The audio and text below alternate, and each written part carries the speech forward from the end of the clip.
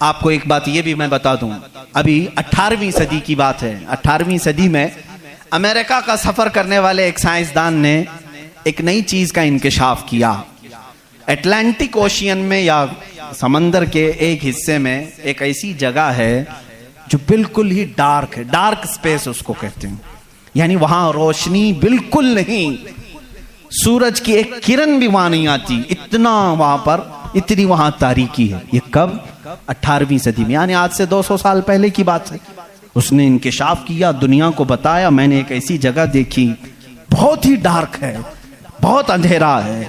وہ جب واپس آیا تو علماء ربانیین نے سورہ نور کی قرآنی آیتیں پڑھی۔ اللہ فرماتا ہے کہ اذا اخرج یدہ لم یکد یراہ ومن لم یجعل اللہ لہ نورا فما لہ من نور۔ اللہ فرماتا ہے ہم نے کائنات میں ایک ایسی جگہ رکھی ہے کہ اس پہ اندھیریوں پر اندھیریاں ہیں، اگر تم ہاتھ بھی نکالو گے تو ہاتھ بھی نظر نہیں آئے گا، ہاتھ بھی نظر نہیں آئے گا۔ یہ کہاں کا؟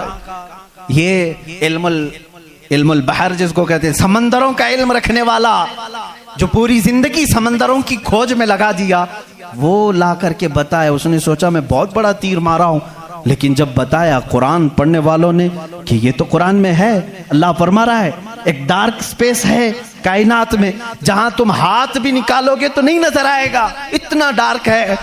وہ سٹپٹا گیا، پریشان ہوا، میں اس کی تحقیق کروں گا، یہ قرآن میں آئی کیسے بات؟ سب سے پہلا دنیا کا میں انکشاف کرنے والا ہوں، میں اس کو سب کو بتانے والا پہلا فرسٹ آدمی میں ہوں، یہ پہلے سے کہاں سے آ گئی قرآن؟ پھر وہی دو باتیں میں بتاتا ہوں میرے عزیزو۔ اس کو بھی یہی جھٹکا لگا کہ یہ قرآن اس زمانے میں نازل ہوا جب سائنس کا وجود نہیں تھا، اور اس پر نازل ہوا جس کو دنیا میں کسی نے سکھایا نہیں تھا۔ بعد میں پھر اس نے یہ سوچا شاید ہو سکتا ہے پروفیٹ محمد صلی اللہ علیہ وسلم سمندروں کا سفر بہت کرتے ہوں گے، ان کے سمندروں کے سفر میں شاید کبھی یہ جگہ آ گئی ہوگی، اس لیے انہوں نے اپنے من سے قرآن میں یہ لکھ دیا ہوگا۔ اس نے یہ نتیجہ نکالا، لیکن دوسرے ہی دن اسے پھر بڑا جھٹکا یہ لگا کہ جب سیرت مصطفیٰ پڑھا اس نے، اللہ اکبر، حضور کی 63 سالہ زندگی میں آپ نے ایک مرتبہ بھی سمندر کا سفر کیا ہی نہیں۔ یہ بہت بڑا جھٹکا لگا کہ وہ محمد صلی اللہ علیہ وسلم کبھی پوری زندگی میں سمندر کا سفر کیے ہی نہیں۔ میرے عزیزو، اس بات میں غلط فہمی میں نہ آنا کہ وہ سمندروں کو نہیں جانتے تھے، وہ معراج کا سفر کرنے والا رسول سمندروں کو ضرور جانتا ہے، لیکن یہ حکمت الہی تھی کہ کبھی سمندر کے سفر کرنے کا اتفاق نہیں ہوا۔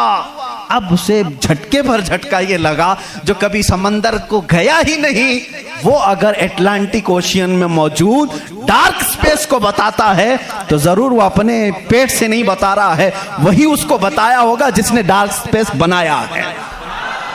یہی اللہ رب العزت کے وحدانیت کی نشانیاں ہیں، اس کے وجود کی نشانیاں ہیں۔ قرآن پڑھو، اس میں بہت ساری چیزیں